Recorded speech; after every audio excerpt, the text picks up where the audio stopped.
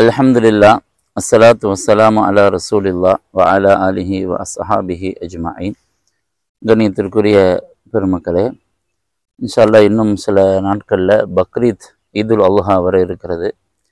எனவே அது சார்ந்த சில சிந்தனைகள், அது குர்பானுடைய சட்டத்தை ஏற்கனவே நம்ம பேசணும், ஒரு வீடியோ போட்டோம். இந்த பக்ரீத் ஈதுல் அல்ஹா தருகிற படிப்பினைகள், தியாகத் திருநாள் சிந்தனைகள் என்ற தலைப்பில் ஏற்கனவே எங்கள் டீம் வந்துட்டு ஒரு நோட்டீஸ் போட்டோம். அந்த கருத்தை அப்படியே ஆடியோ வடிவில், பயான் வடிவில் சொல்வதற்கு இதை ஏற்பாடு பண்ணுறோம். முதல்ல ஈதுல் அல்ஹா அப்படின்னு சொன்னால் லுஹா நேரத்தில், இந்த காலையில் ஒரு 7 மணிலேருந்து ஒரு 12 மணி வரைக்கும் உள்ள ஏறத்தாழ நேரங்களில் இறைவனுக்காக பலி கொடுக்கிற ஒரு நாள் அப்படிங்கிற பொருள் ஈதுல் அல்ஹா அப்படின்னு. ஈதுனா பெருநாள் அப்படின்னு அர்த்தம். ஈதுனா திரும்ப திரும்ப மறுபடியும் வர்றது, ஆதைய அவுதிலிருந்து வந்தது. அதே மாதிரி பக்ரீத் அப்படின்னா உருது அல்லது ஃபார்சின்னு நினைக்கிறேன். பக்ரா ஈத், பக்ரானா ஆடுன்னு அர்த்தம் அந்த உருதுல. அப்போ அதிகமாக ஆடு கொடுக்குற ஒரு பெருநாள் அப்படிங்கிற பொருளில் பயன்படுத்தப்படுது. இந்த பெருநாளுடைய அசலான் எதன் அடிப்படையில் இது கொண்டாடப்படுகிறது அப்படின்னா, சையதனா இப்ராஹிம் அலைஹிஸ்ஸலாத்து வஸ்ஸலாம் அவங்க வாழ்க்கையில் நடந்த ஒரு முக்கியமான நிகழ்ச்சியை அடிப்படையாக கொண்டு அல்லாஹ்வும் ரசூலும் நமக்கு இந்த பெருநாளை சொல்லியிருக்கிறாங்க. என்ன நடந்தது அங்கே அப்படிங்கிறத சுருக்கமாக பார்க்குறோம்.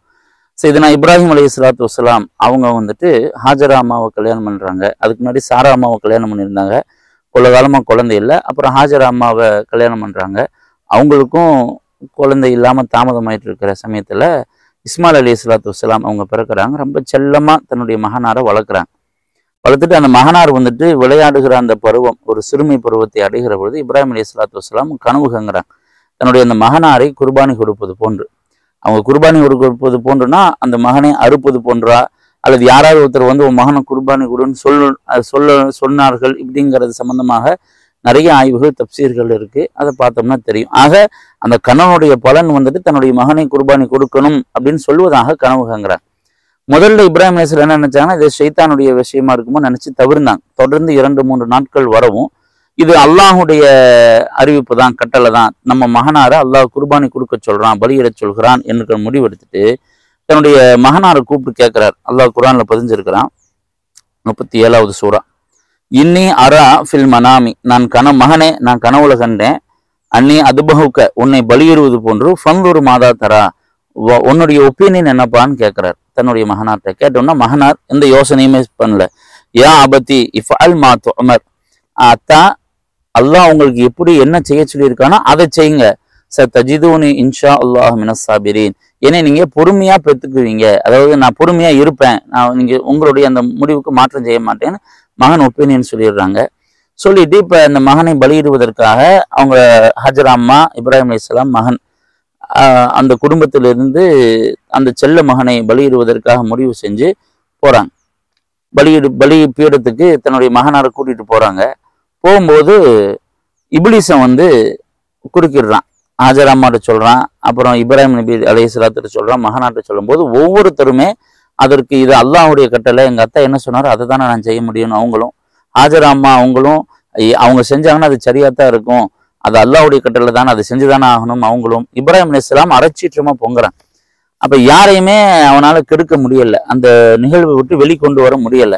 இப்ராஹிம் அலைஹிஸ்ஸலாம் அவங்க குடும்பம் என்ன செய்யணும்னா, இப்லீஸன் தொடர்ந்து இந்த மாதிரி அவங்கள வஸ்வாஸ் அல்லது கெடுக்க முயற்சி செய்யும் போது அவங்க குடும்பம் மொத்தமா அரைச்சீற்றமாக அவனை கல்லெறிஞ்சு துரத்துறாங்க அப்படிங்கிற நிகழ்ச்சி தெரியும். அரைச்சீற்றம்னா ரௌத்திரம்பாங்க வேற்றுமொழியில, தமிழ்ல அதுக்கு சரியான வார்த்தை அரைச்சீற்றம். சரியான விஷயத்துக்காக கோபப்படுவது, சரியான முறையில் கோபப்படுவது அரைச்சீற்றம், ரௌத்திரம் பண்றாங்க. இப்ப கொண்டு போய் அந்த பலிப்படத்துல அந்த மகனார் வைக்கிறாங்க. மகனார் வைக்கிற சமயத்துல குப்புறக்க படுக்க வச்சு அறுக்கிறாங்க. அறுக்க முயற்சி பண்ணா கத்தி வந்துட்டு அறுக்க மாட்டேங்குது. அந்த கத்தியை இது பண்ணிட்டு ஏன் அறுக்க மாட்டேங்குதுன்னு இது பண்ணிட்டு இருக்கும்போது ஜிப்ரீல் அலைஹிஸ்ஸலாத்து வஸ்ஸலாம் செம்பரி ஆட்டோட இறங்கி, நீங்க வந்துட்டு பலி கொடுக்க தேவையில்லை, அல்லாஹ் உங்களுடைய மனதை சோதிச்சுக்கிறதுக்காக இப்படி செஞ்சேன், இந்த ஆட்டை பலி கொடுத்து உங்களுடைய அந்த கனவை சரி பண்ணிக்கோங்க அப்படின்னு சொல்லிடுறாங்க. அங்க உயிர் பலி, அதாவது நரபலி நடக்காம மிருக பலியோடு நின்றுது. அந்த தியாகத்தை நினைவு கூறும் முகமாகத்தான் இந்த பக்ரீத்துடைய பெருநாளை நாம் அந்த ஆடு அறுத்து, ஒட்டகம் இதெல்லாம் அறுத்து நம்ம செய்யறோம் அப்படிங்கிறதா அந்த நிகழ்ச்சியுடைய சுருக்கம். இந்த நிகழ்ச்சி, இந்த சம்பவம் வந்துட்டு நம்ம குர்ஆன் சூரத்து 37வது சூரா அன்ஃபாலா, இதா 37, அன்ஃபால் இல்லை பிறகு வரும், பதிவு செய்யப்பட்டிருக்கு. ஒரு 5-6 வசனமாக தொடர்ந்து அல்லாஹ் பேசுகிறான்.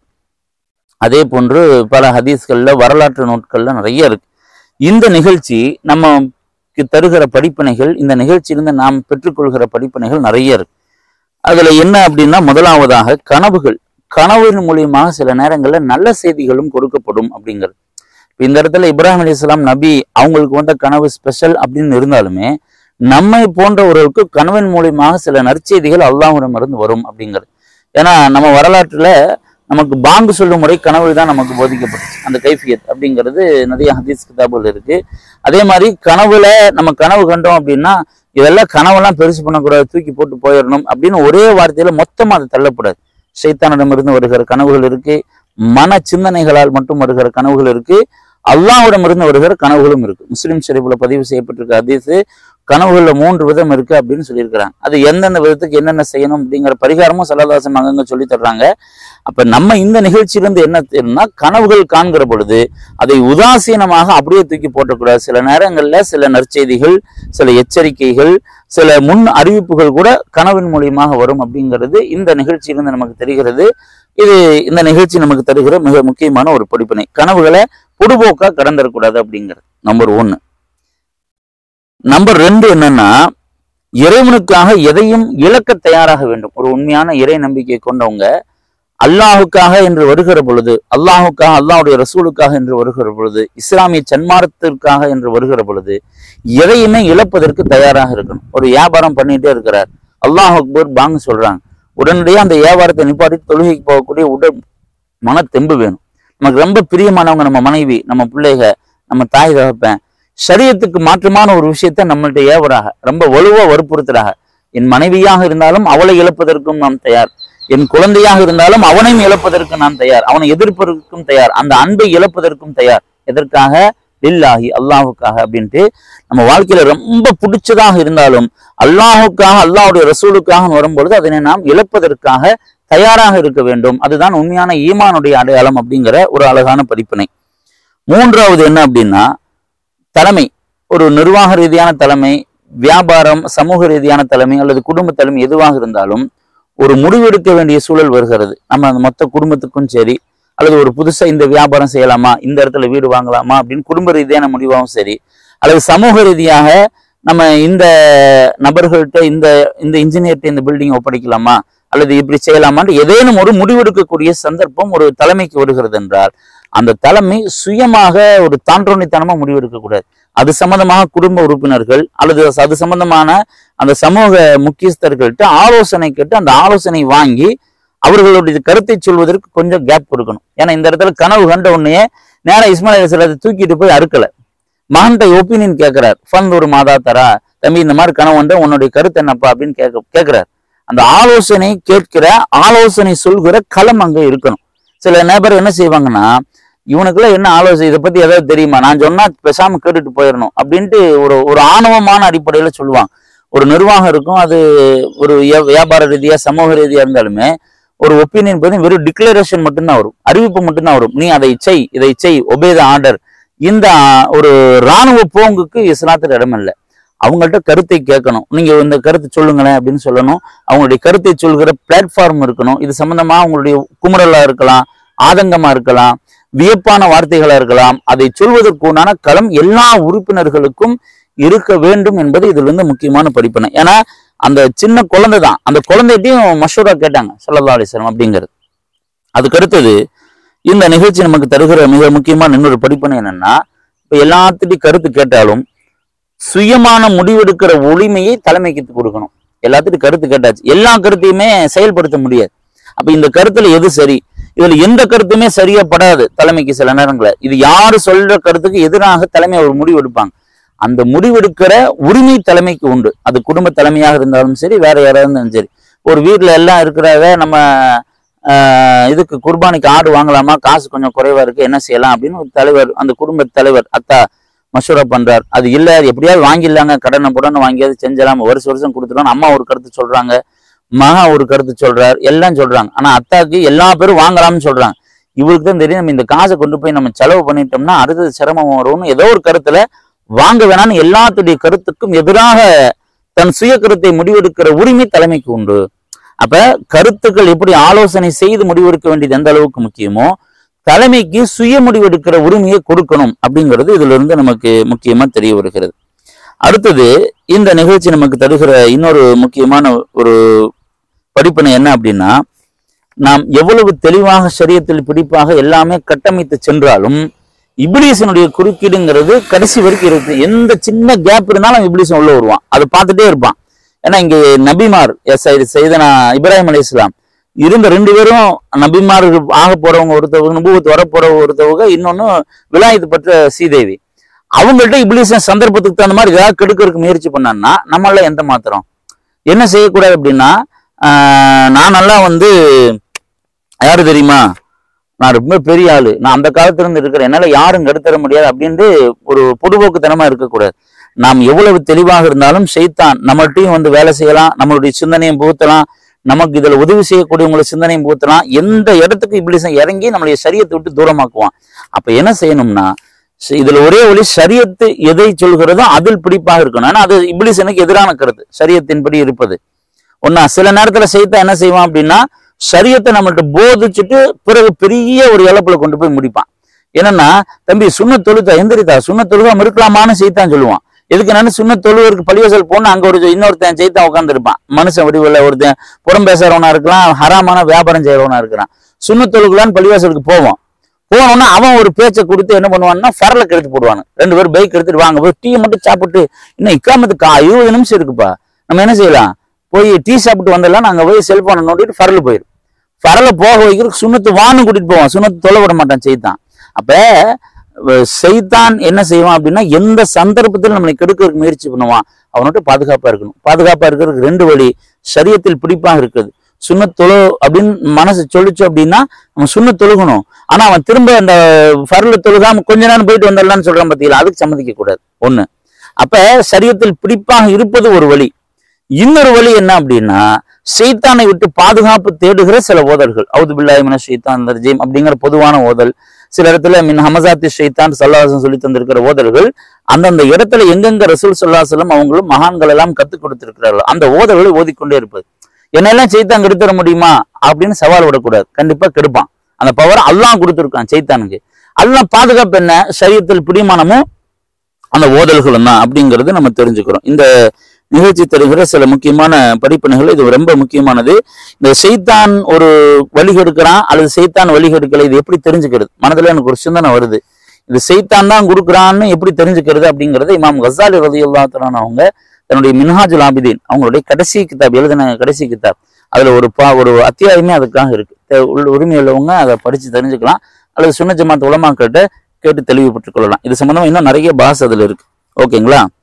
அதுக்கு அடுத்த படிப்பினை எத்தனை 5 விஷயம் பார்த்திருக்கிறோம். 1 கனவு, 2வது இறைவனுக்காக எதையும் தியாகம் இழக்க தயாரா இருக்கணும், 3வது ஆலோசனைக்கு பிறகு தலைமை முடிவு இருக்கணும், 4வது தலைமை சுய முடிவு எடுக்கிற அதிகாரம் கொடுக்கணும், 5வது இப்லீசன் குறுக்கீடு இருக்கும், அதற்குனா தற்காப்பா இருக்கணும் அப்படிங்கிறது. அடுத்த 6வது படிப்பினை என்னன்னா, அறச்சீற்றம். ஒரு கெட்ட விஷயம் நடக்குது அப்படின்னா அங்கே நம்மால் எந்த அளவுக்கு எதிர்ப்பு தெரிவிக்க முடியுமோ, அந்த சூழலை மாற்ற முடியுமோ அதற்கு எப்பொழுதுமே தயாராக இருக்கணும்.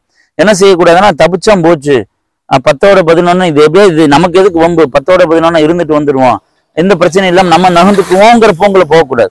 அந்த எந்த அளவுக்கு நம்மால் அந்த இடத்துல அதை எதிர்ப்பு தெரிவித்து அந்த சூழலை மாற்றுவதற்கு முயற்சி செய்ய முடியுமோ அதை செய்ய வேண்டும். அதனால் நமக்கு இழப்பு வந்தால் அது யதார்த்தத்தில் இழப்பல்ல, இறைவனின் நெருக்கம்ங்கிறது புரியும். ஏன்னா இந்த இடத்துல இப்லீசன் திரும்ப திரும்ப சொல்லவும் இப்ராஹிம் அலைஹிஸ்ஸலாத்து வஸ்ஸலாம் அவங்க அறச்சீற்றமாக பொங்கினாங்க, கள்ள தூக்கி வீசினாங்க. அவங்க குடும்பமே செஞ்சுச்சுல இந்த பண்பு இருக்கணும். சல்லல்லாஹு கூட சொல்றாங்களே, மன்ற ஆமின்கும் முன்கரன், உங்களுடைய பாவமான ஒரு செயலை யாராவது பார்த்தீங்கன்னா ஃபல் யுகையிர் பியதிஹி, தன்னுடைய ஆற்றலால் அதனை மாற்றட்டும், அது முடியலன்னா தன்னுடைய சொல்லால் மாற்றட்டும், அதுவும் இல்லைன்னா மனதாலாவது வெறுத்து இருக்கட்டும், அது அஃபுல் ஈமான், ரொம்ப பலவீனமான ஈமான் அதுனாங்க ஸல்லல்லாஹு அலைஹி வஸல்லம்.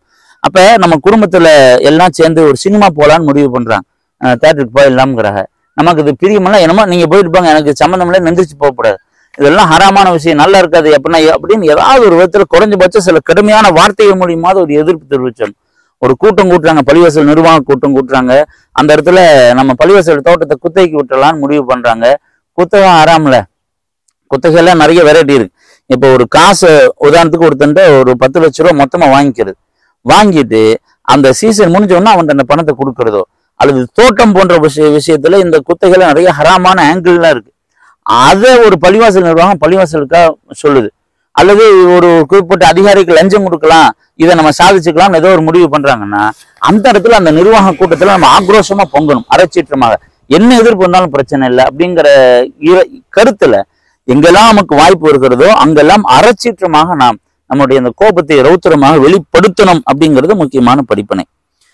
அதுக்கப்புறம் என்ன அப்படின்னா, தலைமை எடுக்கிற முடிவுக்கு அது ஷரியத்துக்கு உட்பட்டு இருந்தால் ஆட்சேபனையின்றி கட்டுப்பட வேண்டும். இது ரொம்ப முக்கியம். ஏன்னா இப்ராஹிம் அலைஹிஸ்ஸலாத்து வஸ்ஸலாம் அந்த கனவு சம்பந்தமா முடிவு இருக்கிறாங்க. என்ன அப்படின்னா, நம்ம இந்த நிகழ்ச்சி குர்பானி கொடுத்துடலான்ட்டு. அதுக்கு எந்த ஆட்சேபனை எதிர்ப்போ இல்லாம தன்னுடைய கருத்துக்கள்லாம் சொல்லி குடும்பமே கட்டுப்பட்டுச்சுல. அந்த மாதிரி ஒரு விஷயம் குடும்ப உறுப்பினர் தலைமையோ அல்லது சமூக தலைமையோ ஒரு விஷயத்த முடிவு எடுக்கிறாங்க. அதுல நமக்கு ஒரு மாற்று கருத்து இருக்கு, மாற்று கருத்து சொல்றோம்.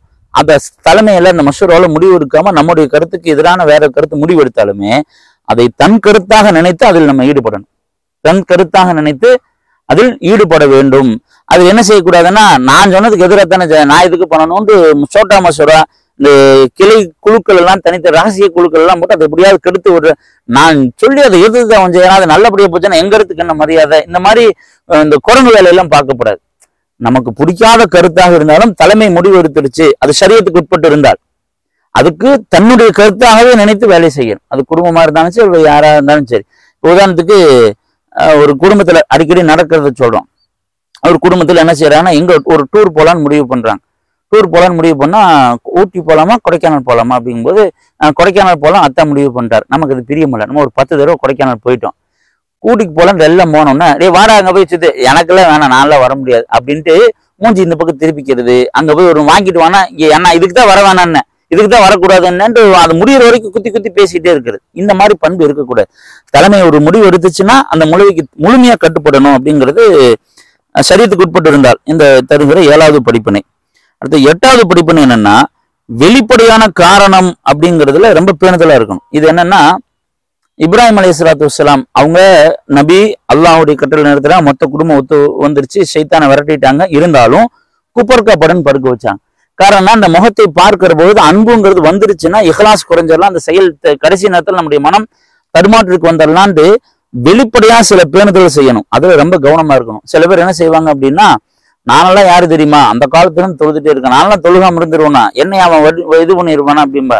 எங்க அவன் பித்அத்வாதி, வஹாபிஸ் கொள்கை உள்ளவன், அவன் வீட்டுக்கெல்லாம் போய் அதுக்கெல்லாம் கலந்துக்காதீங்க, அந்த கொள்கையை அவன் சொல்லுவான் அப்படின்னா எங்களுக்கு எடுத்துட முடியும். நாங்களா வம்சமா சொன்ன ஜமாத்துல இருக்கிறவங்கன்ட்டு முதல் நிகழ்ச்சிக்கு போவாங்க, 2வது நிகழ்ச்சிக்கு போவாங்க, 3வது நிகழ்ச்சி போனா அது என்ன இருந்தாலும் அந்த மதுஹபுகள்லாம் அவசியம் இல்லைல்ல, ரசூல்ல என்ன மதுஹபை பின்பற்றினாங்கன்னு விஷமான வார்த்தைகளை சுமந்துட்டு வந்துடுவா.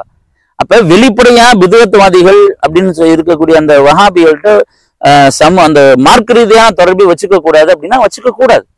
நான் பேணுதலானவன், என்னோட ஈமான தெரியுமா, எங்க அத்தா வம்சமே நாங்க பள்ளிவாசல் அப்படி இருந்தவங்க ஊரே இப்படின்லாம் சொல்லி போட்டு பித்அத்வாதிகளுக்குள்ள போனா அந்த பித்அத் நம்மள்ட்ட வரத்தான் செய்யும். அப்படிங்கிறது ரொம்ப அப்ப வெளிப்படையான விஷயத்துல ரொம்ப ஒரு பேணுதலா இருக்கும். இன்னும் சில பேர் என்ன செய்வாங்க அப்படின்னா, உதாரணத்துக்கு அவங்க இபாதத்துல கொஞ்சம் பேணுதலா இருப்பா, அதனால நைட்டு கொஞ்சம் சீக்கிரமா தூங்கினா தானே தஹஜ்ஜுதுக்கு எந்திரிக்க முடியும், நாங்கெல்லாம் எவ்வளவு காலமா தஹஜ்ஜுத் தொழுகிறோம் தெரியுங்களா அப்படின்னு செல்போனை நோண்டிட்டே இருப்பா 2:30 மணி வரைக்கும் தூங்கிட்டு தஹஜ்ஜுத் போச்சு அன்னைக்கு. அப்ப நம்ம என்னத்தான் நல்லவனா இருந்தாலுமே வெளிப்படையாக சில விஷயத்தை பேணுதலாக இருக்கணும், அதில் கவனமா இருக்கணும். ஏன்னா இப்ராஹிம் அலைஹிஸ்ஸலாம் தன்னுடைய மகனாரு குப்பருக்க போட்டு தன்னுடைய முகம் தெரிந்தால் பாசம் குறைஞ்சிருமோங்கிற கருத்துல குப்பருக்க வச்சுதான் அறுக்கறதுக்கு முயற்சி பண்ணாங்க அப்படிங்கிறது நமக்கு கிடைக்கிற ஒரு படிப்பினை. இது 8வது படிப்பினை. அடுத்து 9வது என்னன்னா, நல்லவற்றில் உறுதியாக இருந்தோமையானால் சூழல் ஆயுதம் எல்லாம் வலுவிழந்து போயிடும். நீங்க நல்லதுல உறுதியா இருந்தீங்கன்னா அது நம்மளுக்கு சூழல் கெட்டது மாதிரியே இருக்கும், நம்மளுக்கு இழப்பு வர்ற மாதிரியே எதிர்ப்பு வர்ற மாதிரியே இருக்கும். ஆனால் நமக்கு வருகிற எதிர்ப்பு எங்கெங்கெல்லாம் இருக்கும் அதுவெல்லாம் வலு குறைஞ்சு எதுவுமே செய்ய முடியாம நம் கைதான் கடைசியில ஓங்கின்னு இருக்கும். இப்ராஹிம் அலைஹிஸ்ஸலாத்து வஸ்ஸலாம் அவங்க அறுக்கணுங்கிறதுல உறுதியா இருந்த உடனே கத்தி தன்னுடைய அறுக்கிற தன்மையை இழந்துருச்சு இல்லையா. அந்த மாதிரி நம்ம நல்லதுல உறுதியா இருந்தோம்னா நம்மளை கெடுக்கணும்னு பெரிய பணக்காரனா இருப்பான், அவனுக்கு நமக்கு எதிராக ஒரு பணத்தை செலவு பண்ண முடியாது. ஒரு பெரிய ஒரு சமூகத்தை அந்தஸ்து உள்ளவனா இருப்பான், அவன் நமக்கு எதிராக ஒரு கருத்து சொல்லி 10 பேர்த்தை சேர்த்துட முடியாது. அல்ல அவன் மனசுல ஒரு பயத்தை போட்டு பண்ணிடுவான். ஸல்லல்லாஹு அலைஹி வஸல்லம் அவங்க ஒத்த மனசுரா அந்த ஹிஜ்ரத்து போகும்போது ஒத்த மனசுரா கட்டல்ல அலி ரலியல்லாஹு படுத்திருந்தாங்க. ஸல்லல்லாஹு அலைஹி வெளியே போறாங்க, யாருமே அவங்க பக்கத்துல கூட போக முடியல, முழு ஆயுதம் அவங்க கையில இருக்கு. காரணம், அல்லாஹ் எதிரிகள் மனதுல பயத்தை ஏற்படுத்துவான், எப்படியாவது அந்த சூழலை நமக்கு மாத்தி கொண்டு வந்துடுவான். எனவே சூழலையும் நமக்கு எதிராக இருக்கிற ஆயுதங்களையோ கவனத்தில் கொண்டு நம்ம என்ன செஞ்சிடக்கூடாது அப்படின்னா நம்முடைய உறுதியை விட்டு பின்தங்கிடக்கூடாது. உறுதியில் எந்த அளவுக்கு இருக்கிறோமோ நமக்கு எதிரான நல்லவற்றில் உறுதியாக இருக்கும் பொழுது நமக்கு எதிரான சூழலும் ஆயுதமும் வலு விழுந்து விடும் அப்படிங்கிறது 9வது படிப்பினை. அடுத்தது 10வது படிப்பினை என்னன்னா, இடையூறுகளால் சோர்ந்து விடக்கூடாது. இப்போ ஒரு நல்ல விஷயம் செய்யலாம், நம்ம முயற்சி பண்ணி போயிட்டே இருக்கிறோம், இடையில சில இடையூறு வருது. ஒரு வட்டிக்கு வாங்கக்கூடாது, நம்ம நகையை கொண்டு போய் வச்சு வாங்கக்கூடாது, நம்ம ஹலாலா சம்பாதிக்கணும்னு போறோம். போய் பிஸ்மில்லான்னு ஒரு கடைக்கு போனோம்னா மகனுக்கு ஒரு காய்ச்சல் வந்து ஆஸ்பத்திரிக்கு போயிடும். அப்புறம் போவோம், இன்னொரு செலவு வந்துடும், காசே இருக்காது. அப்ப வீட்டுக்காரம்மா சுற்றி இருக்கிற எங்கள்கிட்ட நகை இருக்க வாங்கி போய் 10,000 ரூபாய் வாங்கிட்டு வாங்க, தொழில் பண்ணுங்க, 1 லட்சம் ரூபாய் வாங்கிட்டு வாங்கம்பாங்க. இடையில் இடையூறுகள் வருகிறது, அந்த சோர்ந்து விடாம நம்ம உறுதியா இருக்கணும். ஏன்னு கேட்டீங்கன்னா, இப்ராஹிம் அலைஹிஸ்ஸலாத்து வஸ்ஸலாம் அவங்க இந்த நிகழ்ச்சி கனவு கண்டதிலிருந்தே பல இடைஞ்சல் சைத்தம் பண்ணான். ஆனா அதுல எல்லாம் என்ன செய்யல, அவங்க சோர்ந்து போய் கெட்டதுக்கு திரும்பல.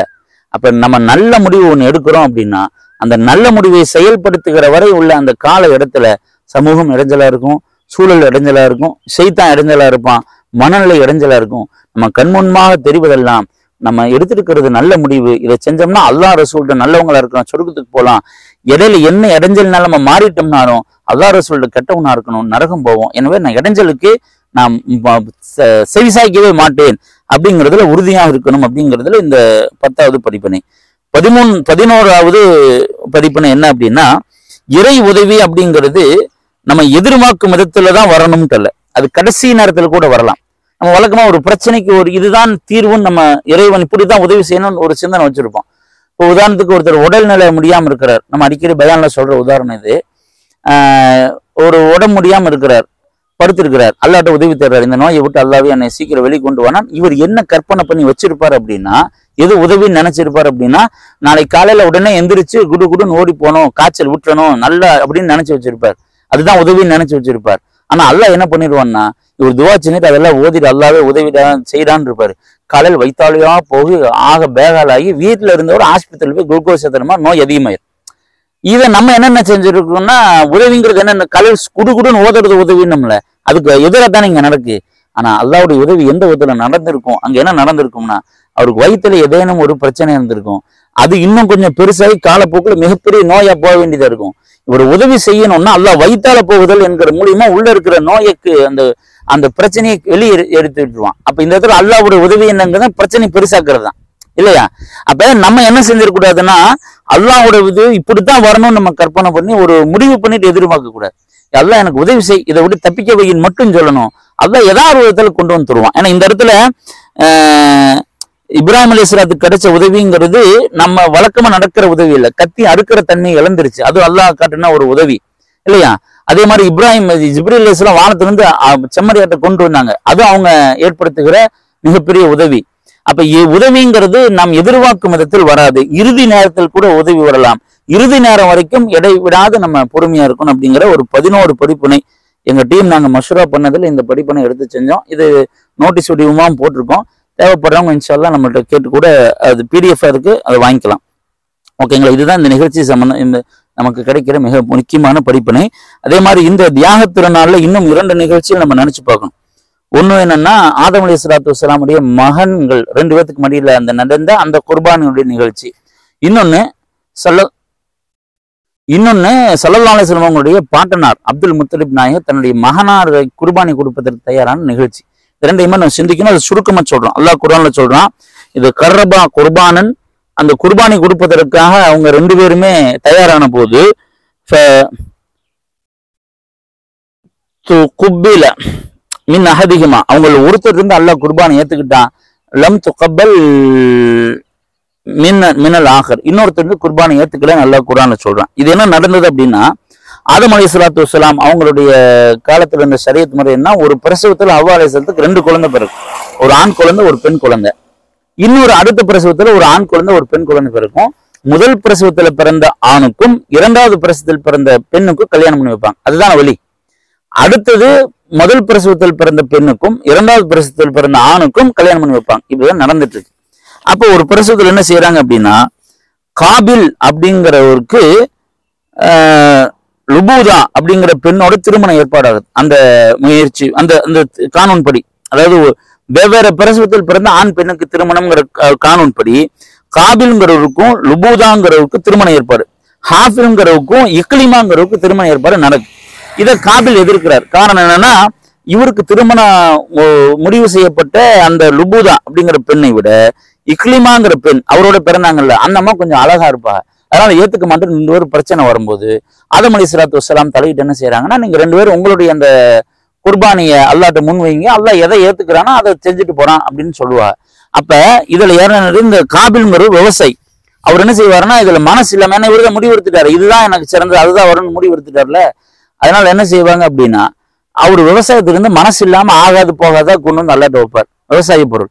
இந்த ஹாஃபில்ங்கிறவரு அவரு ஆடு மேய்க்கிறவர், தன்னோட இருந்த ஆட்டிலேயே ரொம்ப நல்ல வலுவா இவருக்கு நல்லதா தெரிஞ்சக்கூடிய ஒரு ஆட்டை கொண்டு வந்து வைப்பார். அல்லாஹ் என்ன செய்வானா, அந்த ஹாஃபிலுடைய அந்த குர்பானை ஏத்துக்குவான். அதாவது என்ன அங்க சிஸ்டம் இருந்துச்சோ அதை அப்படியே அல்லாஹ் அப்பீல் பண்றான். அதை திரும்ப எதிர்ப்பு இல்லாம அதை அப்படியே தொடரும் அல்லாஹ் தீர்ப்பு சொல்லிட்டானுங்களா. சொன்னோம்னா அதுக்கப்புறம் ஒருத்தருக்கு ஒருத்தர் கொலை பண்றாங்க, ஒரு தூக்கிட்டு சுமக்கிறாருங்கிற நிகழ்ச்சியெல்லாம் நமக்கு காக்கா வந்து உதவி செஞ்சுலாம் தெரியும்.